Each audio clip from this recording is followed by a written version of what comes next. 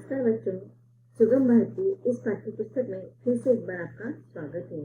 आज हम सुगम भारती इस पाठ्य पुस्तक से पाठ क्रमांक 5वां पढ़ने जा रहे हैं, जिसका शीर्षक है लौह पुरुष सरदार पटेल। लौह पुरुष सरदार पटेल इस पाठ का यह सेशन क्रमांक पहला है।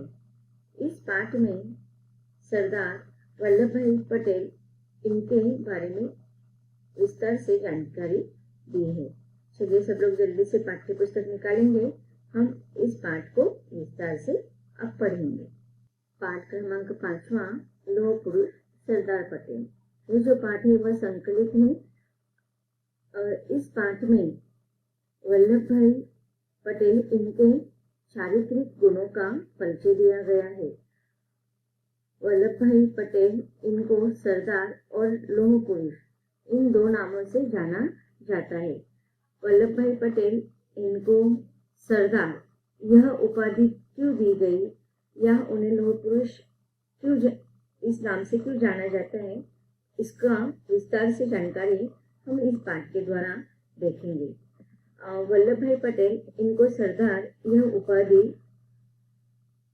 इस कारण दी गई थी कि स्वतंत्रता संग्राम में या स्वतंत्रता आंदोलन के समय उनके महत्वपूर्ण योगदान के कारण वल्लभ भाई पटेल इनको सरदार यह उपाधि दी गई है। अब देखते हैं उन्होंने कौन कौन से उल्लेखनीय कार्य किए थे।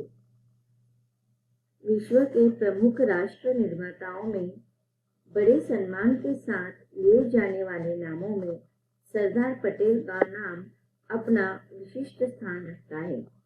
सरदार वल्लभ भाई पटेल का व्यक्तित्व असाधारण प्रतिभा का धनी, विशिष्ट बुद्धिमान या विशिष्ट बुद्धिमत्ता, अप्रतिम प्रशासनिक क्षमता तथा प्रतिकूल परिस्थितियों में भी सफलता के लक्ष्य को प्राप्त करने की अद्भुत क्षमता से युक्त था।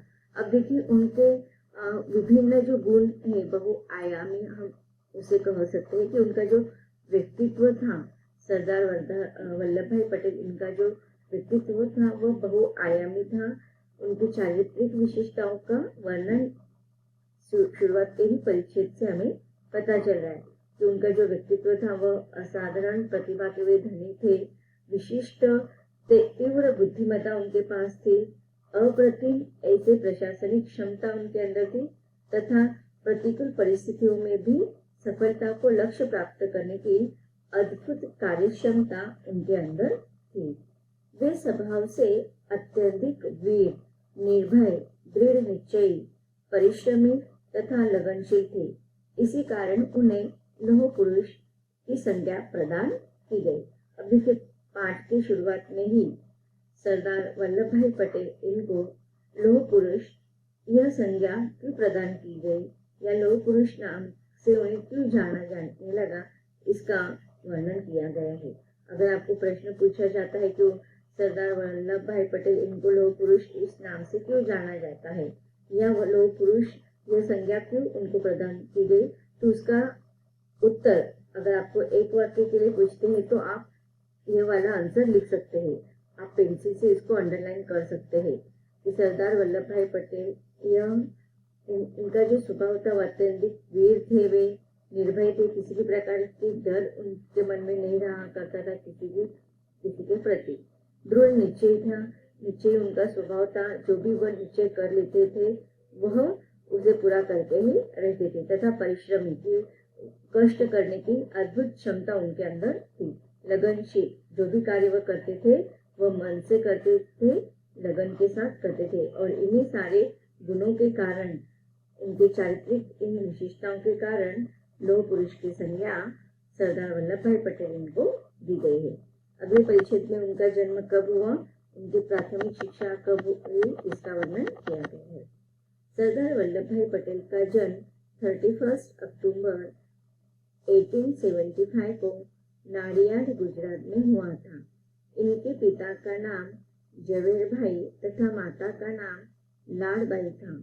इन्होंने नाडियाड हाई स्कूल में 1897 में मैट्रिक की परीक्षा उत्तीर्ण की। यहाँ पर देखिए उनका संक्षिप्त विवरण दिया गया है।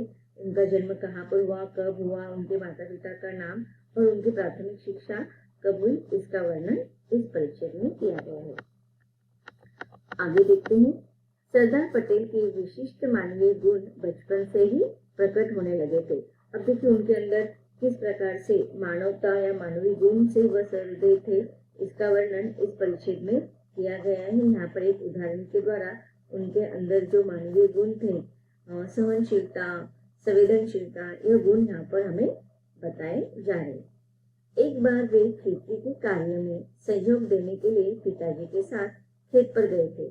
अब देखिए बचपन की बात है, उनके पिता जो थे वे खेतों में काम करते थे, किसान थे वे, और इसी कारण एक बार क्या हुआ था, अपने पिताजी को खेतों में सहायता करने के लिए, मदद करने के लिए वह एक दिन खेतों में गए थे। पिताजी हल चला रहे थे, वे उनके पीछे अपना कार्य करते हुए पहाड़े भी स्मरण करते जा रहे थे। पहाड़े अर्थात टेबल, जो आपको भी याद हुआ होंगे ही।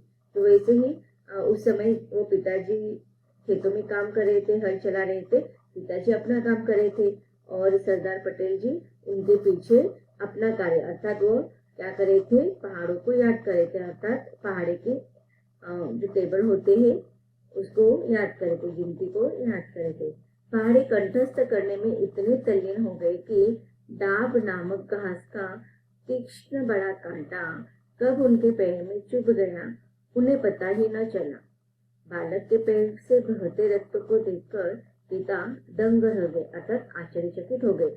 अब देखिए जिस प्रकार से पिता अपने खेतों के कामों में लगे हुए थे, वैसे ही सरदार वल्लभ पटेल अपने अभ्यास में वह मग्न हो गए थे और वो इतने अभ्यास में ध्यान मग्न हो गए थे कि उनके पैरों में एक तीक्ष्ण कांटा चुभ गया था और उसके कारण उनके पैरों से खून बह रहा था। इसका भी ध्यान उनको ये समझ में नहीं आया, क्योंकि वह अपने अभ्यास में लगे हुए थे, पहाड़े को स्मरण कर रहे थे। और जब उनके पिताजी ने उनके इस व्यवहार को देखा, उनके बहते हुए पैरों को देखा, रक्त उनके पैर जो थे वह रक्त से बह रहे थे, तो यह देखकर उनके पिताजी बहुत ही दंग रह गए, अर्थात आश्चर्यचकित रह गए। उन्होंने बालक की दृढ़ता को सराहते हुए पैर से कांटा निकाला और उस पर काड़ वृक्ष की पत्तियां रगड़ दी, जिससे खून बहना बंद हो गया। अब देखिए यहाँ पर अगर हम देखते हैं कि जो बच्चे होते हैं वह छोटी भी अगर उनको चोट लग जाती है तो बहुत रोना शुरू कर देते हैं। और यहाँ पर देखिए सरदार वल्लभ भाई पटेल इनका व्यक्तित्व बचपन से ही वह कष्टों को सहन करने की क्षमता रखते थे। उनके अंदर ये मानवीय गुण बचपन से ही आया हुआ था और बालक की इस दृढ़ता का उन्होंने प्रशंसा की उनके पिताजी ने, और इस प्रकार उनके पिताजी ने उनकी प्रशंसा करते हुए उनके पैरों में जो कांटा चुभा हुआ था वह निकाल दिया और खेतों में बहुत सारे वृक्ष होते हैं, इसी प्रकार से काट का वृक्ष की पत्तियां उनके जहाँ पर कांटा चुभा था वहां पर मसल दिया, जिससे कि खून बहना बंद हो गया। तो इस प्रकार यहाँ पर उनके मानवीय गुण का वर्णन इस परिच्छेद में किया है। व्यक्तिगत जीवन में सरदार पटेल बड़े ही सहृदय और सच्चे मित्र के रूप में विख्यात थे। अब देखिए उनके यहाँ पर पहले परिच्छेद में उनके दृढ़ता का वर्णन किया गया है। अब उनके सहृदय मानवीय गुणों में से एक महत्वपूर्ण गुण होता है कि हमारे दूसरों के प्रति हमारे मन में प्रेम, स्नेह, दया, ममता जो भाव होने चाहिए वो सरदार पटेल इनके हृदय में बहुत ही विख्यात रूप में प्रकट थे। बड़े ही सहृदय और सच्चे मित्र के रूप में विख्यात थे। विषम परिस्थितियों में किसी भी मित्र के काम आने के लिए वे अपने आप को वचनबद्ध मानते थे। जिस प्रकार से देखो हम वचनबद्ध है कि हम इस देश के नागरिक हैं और इस देश की रक्षा करना, इस देश के हर चीजों की रक्षा करना यह हमारा कर्तव्य है। इस देश का नागरिक होने के कारण हमारे बहुत सारे कर्तव्य है। उसी प्रकार से वह उनका मानना था कि जो हमारा कोई भी दोस्त हो, अगर हमारा कोई मित्र है और वह किसी कठिन प्रसंग में है, दुख में है, संकट में है, तो ऐसे समय मित्र की सहायता करना यह हमारा प्रथम कर्तव्य होता है। तो वो अपने आप को वचनबद्ध मानते थे। अपने किसी भी मित्र को अगर वह संकट में पाते थे तो उनकी सहायता करना यह उनका प्रथम कर्तव्य वह मानते थे, अर्थात वचनबद्ध अपने आप को मानते थे। सार्वजनिक जीवन में लौह पुरुष की संज्ञा प्राप्त करके भी उनका हृदय नारियल के समान बाहर से कठोर और अंदर से कोमल था। अब देखिए, लौह पुरुष अगर हम देखा जाए तो लोह का जो गुण होता है वह बहुत ही कठोर होता है, मजबूत होता है। तो ऊपरी तौर से अगर वो देखा जाए तो उनका व्यक्तित्व वैसे ही था जैसे कि नारियल का देखो, नारियल ऊपर से कैसा कठोर दिखाई देता है, लोहे के समान दिखाई देता है, लेकिन अंदर से वो कैसा मुलायम होता है। तो उसी प्रकार से सरदार पटेल का व्यक्तित्व था कि वह ऊपर से बहुत ही कठोर दिखाई देते थे, कठोर स्वभाव के, कठोर वृत्ति के दिखाई देते थे, लेकिन अंदर से उनका जो मन था वह बहुत ही सहृदय कोमल हृदय का उनका मन था। और इसीलिए उनको लौह पुरुष की या नारियल की संज्ञा यहाँ पर दी गई थी। नारियल जिस प्रकार से ऊपर से तो वो कठोर होता है, लेकिन अंदर से मुलायम कोमल होता है। वे किसी भी विषय, भाव या विचार को तत्काल समझ जाते थे।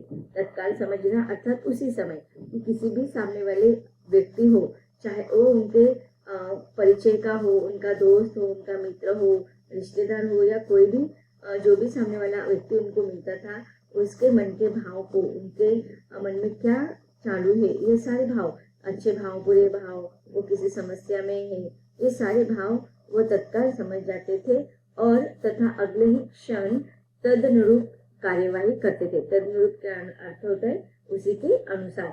अगर देखिए, जिस समय जिसको जिस प्रकार की सहायता चाहिए, अब चाहे वो क्षेत्र कौन सा भी हो, वह घरगुती क्षेत्र हो, व्यक्तिगत क्षेत्र हो, सार्वजनिक क्षेत्र हो, शैक्षणिक क्षेत्र हो, राजनीतिक क्षेत्र हो, हर क्षेत्र में किसी भी व्यक्ति के मन में जो भी भाव उनके मन वो समझ लेते थे और उस प्रकार वह उसके अनुसार तदनुरूप कार्यवाही करते थे, अर्थात उसके अनुसार वह कार्य करते थे। कार्यवाही करना, कार्य करते थे। तो इस प्रकार देखो, उनके अद्भुत विशेषताओं का वर्णन इन परिच्छेदों में किया गया है। सरदार पटेल प्रतिक्षण सजग, सचेष्ट और स्फूर्तिवान रहते थे। अब देखिए, यहाँ पर और उनके गुणों का वर्णन किया गया है। आपको जहाँ पर भी लगता है कि उनके गुणों का वर्णन किया गया है, आप पेंसिल से अंडरलाइन कर सकते हैं। इन वाक्यों को आप उनकी चारित्रिक विशेषताओं से संबंधित कुछ भी प्रश्न पूछा जाता है तो उसमें आप लिख सकते हैं। तो आप देखिए, यहाँ पर भी अंडरलाइन कर सकते हैं कि सरदार पटेल जो थे वह प्रतिक्षण सजग रहा करते थे, सचेष्ट और स्फूर्तिवान रहते थे। वे स्वस्थ हो या अस्वस्थ हो, सोते हो या जागते हो, हर क्षण हर स्थिति में उनका ध्यान राष्ट्र के तत्कालीन महत्व की समस्याओं और एवं उनके समाधान पर ही लगा रहता था। तत्कालीन अर्थात उस समय के अनुसार, तत्कालीन उस काल के अनुसार। अब देखिए, उनका ये जो काल था वह स्वतंत्रता आंदोलन का काल था और उस समय राष्ट्र के सहायता के लिए, राष्ट्र के महत्व के लिए जो भी समस्याएं आते थे उनका वो निराकरण कर देते थे, समाधान ढूंढ लेते थे। स्वतंत्रता संग्राम काल में सत्याग्रह आंदोलन एवं बारडोली में किसानों को संगठित कर लगान माफ कराने जैसे उल्लेखनीय सफलताओं में आपका महत्वपूर्ण योगदान रहा। तभी से जनता आपको सरदार के नाम से संबोधित करने लगी। अब देखिए, यहाँ पर बताया गया है कि उनको इसके पहले परिच्छेदों में हमने देखा था कि लौह पुरुष नाम से क्यों जाना जाते हैं, यह संज्ञा उनको क्यों दी गई, और अब यहाँ पर इन परिच्छेदों में बताया गया है कि सरदार यह उपाधि उनको क्यों दी गई। कि स्वतंत्रता संग्राम के समय जो जो सत्याग्रह आंदोलन उन्होंने किए, उसी प्रकार किसानों के लिए जो अंग्रेज सरकार लगान लेती थी उनको माफ करने के लिए उन्होंने जो कार्य किए थे, जो आंदोलन किए थे, उसमें उल्लेखनीय सफलता प्राप्त करने का महत्वपूर्ण योगदान सरदार वल्लभ भाई पटेल इनका था। इसी कारण उनको सरदार यह उपाधि दी गई। तो बच्चों, इस प्रकार इन परिच्छेदों में सरदार वल्लभ भाई पटेल इनकी चारित्रिक विशेषताओं का वर्णन किया गया है। आगे भी उनकी चारित्रिक विशेषताओं को हम पढ़ेंगे, लेकिन इसके अगले सेशन में। धन्यवाद।